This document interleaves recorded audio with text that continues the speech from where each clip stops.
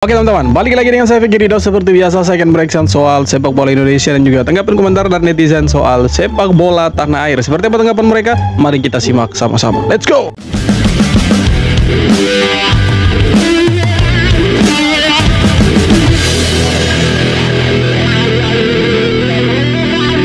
Timnas Indonesia raih peringkat terbaik FIFA dalam 15 tahun terakhir. Makin jauh tinggalkan negara kuning yang katanya serumpun itu. Timnas Indonesia baru saja mencatatkan sejarah baru di ranking FIFA. Pada hari ini Indonesia berhasil naik 4 peringkat dan sekarang berada di posisi 123 yang merupakan peringkat tertinggi Garuda sejak 2009. Bilang 1-0 atas Bahrain menjadi penentu naiknya peringkat ini dengan tambahan 9,51 poin. Erick Thohir, Ketua Umum PSSI, mengungkapkan rasa syukurnya dan semakin optimis untuk membawa Timnas Indonesia menuju top 100 FIFA. Bismillah, kita akan terus kerja keras, tegas Erick Thohir. Dengan pencapaian ini, Timnas Indonesia makin dekat menuju impian besar berada di jajaran 100 besar dunia. Momentum ini tentunya bakal jadi dorongan besar jelang 2 laga krusial Indonesia di Juni mendatang. Klik link di bio buat nonton bola gratis. Intinya kita melesat jauh, meninggalkan tetangga kita, katanya serumpun, betul. Pokoknya kita meninggalkan mereka lah, mereka ada jauh di bawahnya kita. Makanya mereka suka sekali untuk meniru kita itu, karena kita sekarang sudah jauh levelnya berbeda. Jangan sombong, jangan sombong. Mereka bilang begitu. Satu langkah lagi bagi timnas U17 bisa lolos ke Piala Dunia U17. Yes, betul. Sekaligus mungkin pertama kali ya bisa lolos lewat kualifikasi, sekaligus beruntun bisa main di Piala Dunia U17 karena juara grup dan juga runner up itu bisa langsung lolos ke Piala Dunia U17. Dan kita sudah 3 poin, artinya kita hanya butuh 1 kemenangan lagi untuk memastikan ya kita bisa lolos ke Piala Dunia U17. Kalaupun tidak, ya kita harus bisa mendulang poin sehingga kita bisa lolos sebagai runner up, minimal runner up ya. Dan itu sangat possible, sangat mungkin. Jadi kita dukung terus perjuangan timnas U17 di Piala Asia U17. Semoga bisa menghasilkan yang terbaik dan kita bisa lolos ke Piala Dunia U17. Yes, jadi kita betul butuh 1 kemenangan lagi. Dengan kemenangan 1-0 atas Korea Selatan U17, kita sudah dapat 3 poin. Dan kita butuh 1 kemenangan lagi lawan Yaman, kalau saya tidak salah, di tanggal 7 nanti. Ya, semoga bisa dapat 3 poin lagi. Dan kalau kita dapat 3 poin, maka sudah pasti Piala Dunia U17 menjadi milik Indonesia. 1 tiket sudah jadi miliknya Indonesia. Keren lah, beda dengan tetangga kita, bosku. Gua akhirnya tersadarkan warisan paling berharga peninggalan Sintayong adalah warisan bertahannya itu bagus banget. Baik timnas senior dan timnas junior, lini pertahanan beneran. Ya, semua orang pasti berpikir begitu. Cara bermainnya Coach Nova mirip-mirip dengan Coach STY ya. Jelas, karena kan ya mentornya kan, jadi wajar. Ya kan, tidak buruk juga kan. Anti gedor. Dan bisa dilihat Coach Nova bener-bener nerapin taktiknya Sintayong. Mulai dari skema formasi yang diturunkan 3-4-3 mirip Sintayong, serta gaya mainnya yang pragmatis juga mirip banget dengan Sintayong. Positifnya bisa kita lihat pertahanan beneran solid dan kita bisa manfaatin peluang dari jeleknya finishing Korea Selatan. Sementara itu dari sisi sebaliknya sangat kelihatan banget ya, dari fisiknya, gizinya, bahkan basic skill seperti passingnya itu kita masih kurang dan masih belum bisa bersaing di Asia. Lalu yang kedua itu adalah masalah decision making yang masih banyak sering ragu, grogi, bahkan salah passing dan sering banget hilang bola. Dan mungkin pada bilang mainnya jelek, padahal mainnya bagus kalau dilihat dari sisi bertahannya. Karena pada akhirnya kembali lagi ke taktiknya yang ingin main bertahan. Karena kita tahu Korea Selatan itu sangat ngeri pada saat transisi dari bertahan ke menyerangnya. Kalau kita nggak punya pertahanan berlapis, itu pasti bakal gampang banget dijebol. Dan bisa gue simpulkan itu adalah strategi yang tepat untuk lawan yang tepat sekaliber Korea Selatan. Jadi game plan ya Coach Nova itu berjalan. Nah, di sini kita lihat memang dari awal kick off sampai dengan berakhirnya pertandingan tadi malam itu Indonesia main bertahan. Mungkin itu instruksi dari Coach Nova untuk tidak terburu-buru, tidak bermain terbuka, lebih bertahan, mengandalkan serangan balik. Dan ya kalau kita lihat memang strateginya Coach Nova untuk membungkam Korea itu sangat-sangat efektif.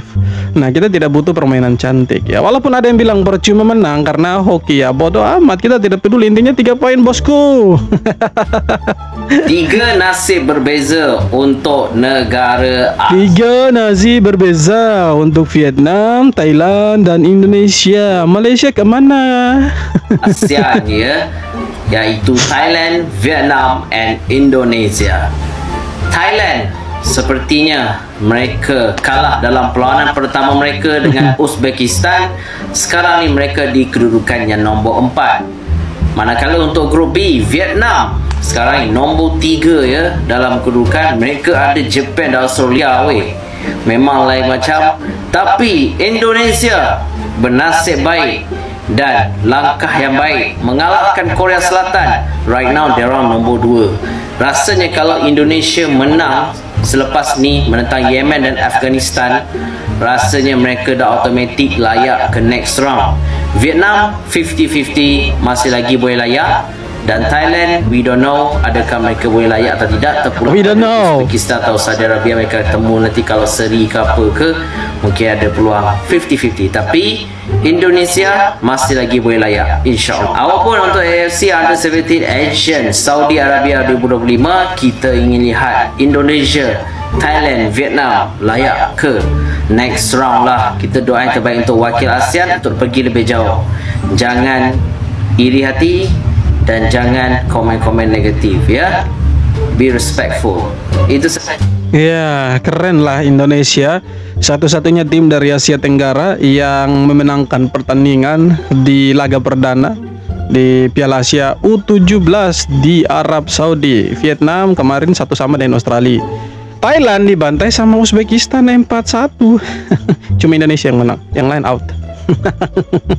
Kita tahu timnas kita menang kemarin secara mengejutkan memang, tapi ada orang yang ngomong kayak gini, Nova Arianto kurang cocok melatih timnas Indonesia U17 karena gaya bermainnya mirip Sintayong. Nyatanya memang Coach Nova menggunakan 3-4-3. Tapi sebenarnya formasi yang kita gunakan cukup berjalan efektif. Itu terjadi karena satu buah peluang emas yang sayangnya gagal dieksekusi dengan baik. Pertahanan yang solid nih dari Baker, Panji, Al-Ghazani benar-benar mantap nih. Dari data dan statistik kita memang kalah nih dari penguasaan bola. Memang ada kegrogian, salah umpan, terlalu terburu-buru, tapi pertahanan kita sangat solid. Dan pada akhirnya timnas kita menang 1-0 melawan Korea Selatan. Dengan itu Indonesia hanya membutuhkan satu kali lagi kemenangan untuk memastikan tiket ke Piala Dunia U17. Jadi apakah semua orang sekarang sudah berpikir Indonesia U17 akan ke Piala Dunia itu karena menang 1-0. Beberapa hari sebelum Piala Asia U17 dimulai, Bung Towel alias Tommy Wali berpendapat kalau Coach Nova Arianto tidak cocok untuk melatih timnas U17 dikarenakan gaya bermainnya mirip dengan Coach Sintayong. Bung Towel lebih merekomendasikan Coach Fahri dibandingkan Coach Nova Arianto. Bung Towel meragukan kiprah timnas Indonesia di Piala Asia U17 dan memprediksi susah bersaing dengan tim-tim seperti Korea Selatan. Namun di laga perdana Piala Asia U17, timnas Indonesia asuhan Nova Arianto ini berhasil membungkam Towel dengan raihan 3 poin saat melawan Korea Selatan. Anak asuh Nova Arianto tersebut menang tipis dengan skor 1-0. Menurut kalian, apakah Coach Nova tidak cocok untuk melatih timnas U17 atau Bung Towel yang tidak cocok tinggal di Indonesia? Bodoh amat yang dia persetan. Dia mau bilang tidak cocok segala macam, intinya kita sudah menang. Menang atas Korea Selatan, Indonesia jadi satu-satunya wakil Asia Tenggara yang berhasil menang di matchday pertama Piala Asia U17. Betul. Seperti yang perlu diketahui, Asia Tenggara punya 3 wakil di Piala Asia U17 yaitu Thailand, Vietnam, dan Indonesia. Di laga pertama Thailand hadapi Uzbekistan, Vietnam hadapi Australia, Indonesia hadapi Korea Selatan. Ketiganya merupakan lawan super berat untuk wakil Asia Tenggara. Tapi menariknya, hanya Indonesia yang berhasil raih poin sempurna. Thailand disikat Uzbekistan 1-4, Vietnam imbangi Australia 1-1, sementara Indonesia berhasil menang 1-0 atas Korea Selatan, menjaga peluang kita untuk melaju ke fase berikutnya. Nah, pokoknya dari 3 negara Asia Tenggara, kita lah yang dapat hasil positif. Yang lain itu kalah dan imbang. Cuma kita yang dapat 3 poin, yang lain 1 poin. Thailand itu 0 poin, kalah kan 4-1, dibantai. Timnas U17 menang, Bung Towel kena sindiran netizen bola. Timnas U17 Indonesia sukses mengalahkan Korea Selatan 1-0 pada laga grup C Piala Asia U17 di Jeddah. Gol tunggal Evandra Florasta di menit 90+2 menjadi penentu 3 poin yang diraih Garuda Asia. Kemenangan ini membuat netizen menyindir Bung Towel karena pernyataannya sebelumnya. Bung Towel pernah berkata bahwa Nova itu ismenya sudah terlalu Sintayong. Hal itu karena Nova menitik beratkan pada bertahan, fisik yang bagus, dan akurasi passing. Ini mirip filosofi yang dianut oleh mantan pelatih timnas, Shin Tae-yong. Sekarang netizen memberikan bukti bahwa formula Nova efektif membungkam Korea Selatan. Netizen memberikan sindiran dengan meme yang ramai beredar di media sosial. Ya, mimpi buruknya Korea Selatan itu Indonesia. Di U23 kita hajar mereka, ya kan, kemarin di Piala Asia juga. U17 kita hajar juga mereka 1-0. Jadi mereka ya bukan level kita lagi lah. Maksudnya Asia Tenggara, kita levelnya Asia. Walaupun permainannya masih ya banyak yang harus dievaluasi lah. Tapi ya by the way kita dapat 3 poin kan lumayan itu. Ada sebagian orang yang nggak senang ketika timnas U17 berhasil menumbangkan Korea Selatan sampai muncullah istilah menang hoki. Kenapa seperti itu? Ya karena Korea Selatan itu sangat mendominasi pertandingan ya. Korsel punya peluang tembakan totalnya 21. Bandingkan dengan Indonesia yang hanya 5. Akurasi umpan 82% berbanding 69% Indonesia. Ball position 68% berbanding 32% Indonesia. Makanya kelompok orang-orang itu bilang Indonesia menang hoki. Sini aku kasih tahu.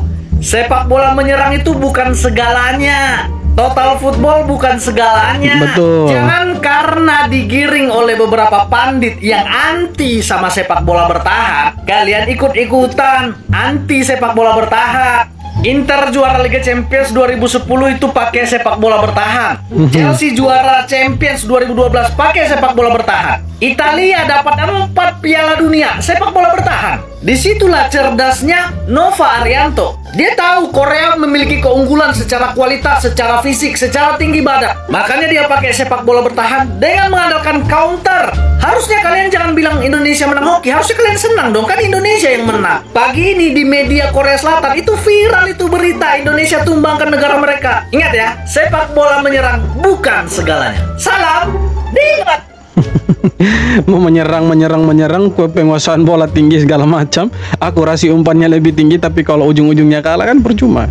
Lebih baik bertahan, ada kesempatan nyerang, tapi hasilnya ada. Hasil pertandingannya kan kita dapat 3 poin.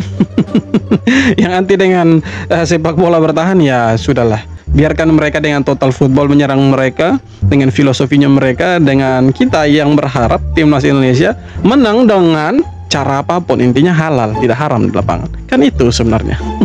Garuda Muda menang lawan Korea Selatan. Apa benda ni weh? Sejarah tercipta karena untuk pertama kalinya timnas Indonesia bawah 17 tahun berhasil mengalahkan Korea Selatan di kompetisi resmi. Abang sendiri menonton pertandingan itu dan jujur saja Korea Selatan kurang beruntung karena tidak memenangkan pertandingan. Kedua tim memulai permainan dengan rancak. Selama 15 minit pertama kita disajikan dengan end-to-end football. Masing-masing bergantian melancarkan serangan. Peluang pertama Korea Selatan datang pada minit ke-11 ketika timbakan pemain terkena mista gawang. Hanya berselang 2 minit Indonesia mendapat peluang emas ketika Fadli Alberto hingga melepaskan umpan yang cantik menerebus lini pertahanan Korea Selatan kepada Mirza. Namun dalam situasi 1 lawan 1 dengan penjaga gawang, Mirza gagal mencetak gol. Setelah itu Korea Selatan menguasai permainan. Peluang demi peluang tercipta namun gagal mencetak gol. Kredit harus diberikan kepada playmaker Korea Selatan Kim Hee-gyeon yang memulai banyak serangan. Anak asuh Nova Arianto beralih ke bentuk permainan yang lebih defensif dan mengendalikan permainan counter attack. Pemain yang menarik perhatian untuk abang dari timnas Indonesia adalah gelandang Nazriel Avero. Permainannya sangat matang dan nyaman memegang serta menggerakkan bola di lini tengah. Tempo permainan cukup mirip di babak kedua di mana Korea terus mengendalikan permainan. Kiper Indonesia Dafa Al-Ghazimi dengan barisan pertahanan berusaha keras mempertahankan gawang. Keberuntungan datang untuk timnas di extra time di mana tendangan penalti telah diberikan. Meski tendangan pertama diblok oleh kiper Korea, bola muntah disambut Ivandra dan menghasilkan gol kemenangan timnas Indonesia. Posisi Garuda Muda cukup nyaman di mana mereka bisa lolos ke Piala Dunia hanya dengan raihan 4